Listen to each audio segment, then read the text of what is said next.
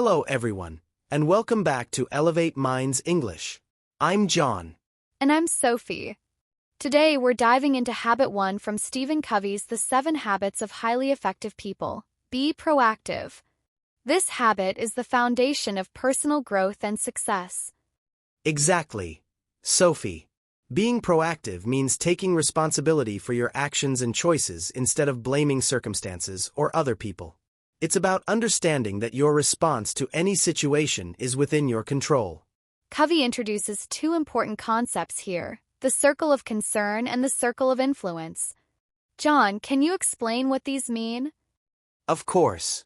The circle of concern includes everything you care about but can't control, like the weather, world events, or other people's opinions.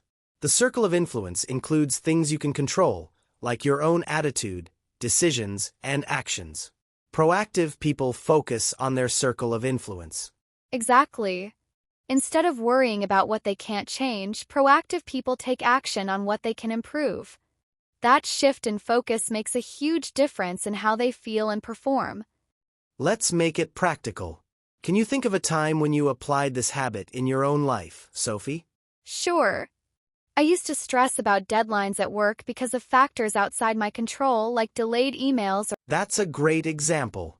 For me, it's been about improving my relationships.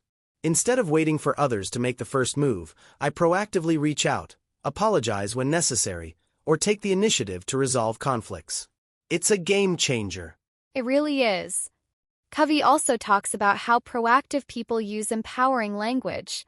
For example, instead of saying, "I can't do this," they say, "I'll find a way." Language shapes mindset. Exactly. Words are powerful.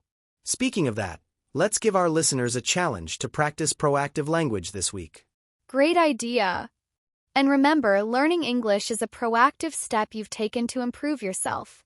Celebrate that progress. Before we end, here's your listening challenge for today. Listening challenge. What is the difference between the circle of concern and the circle of influence? What does it mean to be proactive? How did Sophie reduce her stress at work? What is an example of reactive language mentioned in the episode? How can proactive language shape your mindset? Write your answers in the comments or practice with a friend. This is a great way to improve your English and reflect on the habit. That's it for today's episode. Join us next week for Habit 2. Begin with the end in mind.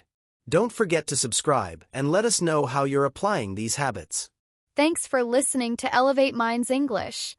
See you next time.